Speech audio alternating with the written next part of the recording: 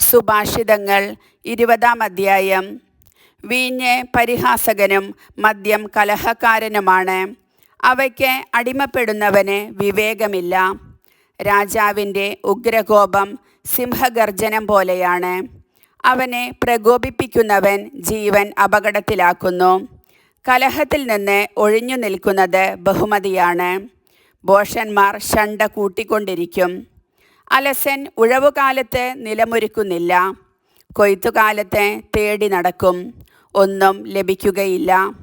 മനസ്സിലുള്ള ആലോചന അഗാധമായ ജലം പോലെയാണ്. ഉൾക്കാഴ്ചയുള്ളവന് അത് കോരിയെടുക്കാം. തങ്ങൾ വിശ്വസ്തനാണെന്ന് പലരും കൊട്ടിഘോഷിക്കാറുണ്ട്. യഥാർത്ഥത്തിൽ വിശ്വസ്തനായ ഒരുവനെ ആർക്കു കണ്ടെത്താൻ കഴിയും? സത്യസന്ധതയിൽ ചരിക്കുന്ന നീതിമാന്റെ പിൻതലമുറകൾ അനുഗ്രഹിക്കപ്പെട്ടതാണ്. ന്യായാസനത്തിൽ ഇരിക്കുന്ന രാജാവ് നോട്ടം കൊണ്ട് എല്ലാ തിന്മകളെയും പാറ്റിക്കൊഴിക്കുന്നു. ഹൃദയം നിർമ്മലമാക്കി പാപത്തിൽ നിന്ന് ശുദ്ധി നേടിയിരിക്കുന്നു എന്ന് പറയാൻ ആർക്കു കഴിയും? വ്യാജമായ തൂക്കങ്ങളും അളവുകളും ഒന്നുപോലെ കർത്താവ് വെറുക്കുന്നു. തങ്ങളുടെ സ്വഭാവം നിർദോഷവും നീതിയുക്തവുമാണോ എന്ന് ശിശുക്കൾ പോലും സ്വന്തം പ്രവർത്തികളിലൂടെ വെളിപ്പെടുത്തുന്നു. കേൾക്കാൻ ചെവിയും കാണാൻ കണ്ണും കർത്താവാണ് ഇവ രണ്ടും സൃഷ്ടിച്ചിരിക്കുന്നത്. ഉറക്കത്തിന് അടിമയാകരുത്. ദാരിദ്ര്യം നിന്നെ പിടികൂടും. ജാഗരൂകത പാലിക്കുക. നിനക്ക് ധാരാളം ആഹാരം ലഭിക്കും. വാങ്ങുമ്പോൾ മോശം മോശം എന്ന് ഒരുവൻ പറയുന്നു. വാങ്ങിക്കൊണ്ടു പോകുമ്പോൾ അവൻ തന്നെ പ്രശംസിക്കുന്നു. സ്വർണവും വിലയേറിയ രത്നങ്ങളും സുലഭമാണ്. എന്നാൽ ജ്ഞാനവചസ്സ് അമൂല്യരത്നമത്രേ. അന്യന് ജാമ്യം നിൽക്കുന്നവൻ്റെ കുപ്പായം കൈവശപ്പെടുത്തിക്കൊള്ളുക. പരദേശികൾക്ക് ജാമ്യം നിൽക്കുന്നവനോട് പണയം വാങ്ങിക്കൊള്ളുക.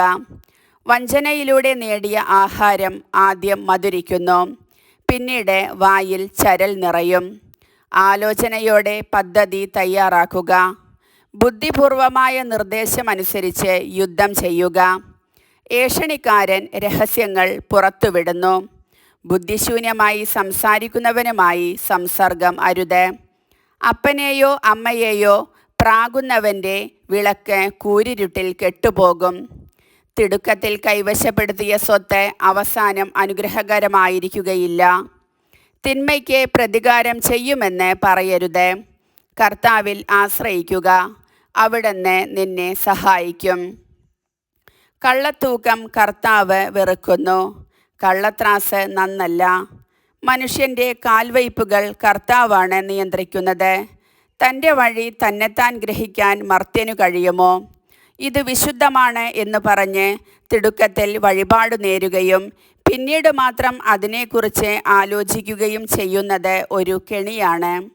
ജ്ഞാനിയായ രാജാവ് ദുഷ്ടരെ പറത്തിക്കളയുന്നു. അവരുടെ മേൽ രഥചക്രം പായിക്കുന്നു. മനുഷ്യചേതന കർത്താവ് കൊളുത്തിയ വിളക്കാണ്. അത് അവൻ്റെ ഉള്ളറകൾ പരിശോധിക്കുന്നു. ദയയും വിശ്വസ്തതയും രാജാവിനെ സംരക്ഷിക്കുന്നു. നീതി അവൻ്റെ സിംഹാസനം ഉറപ്പിക്കുന്നു. യുവാക്കളുടെ മഹത്വം അവരുടെ കരുത്താണ്. നരച്ച മുടി വൃദ്ധരുടെ അലങ്കാരവും. മുറിപ്പെടുത്തുന്ന താടനങ്ങൾ ദുശീലങ്ങളെ നിർമ്മാർജ്ജനം ചെയ്യുന്നു. കനത്ത അടി മനസ്സിൻ്റെ ഉള്ളറകളെ ശുചിയാക്കുന്നു. കർത്താവിൻ്റെ വചനം.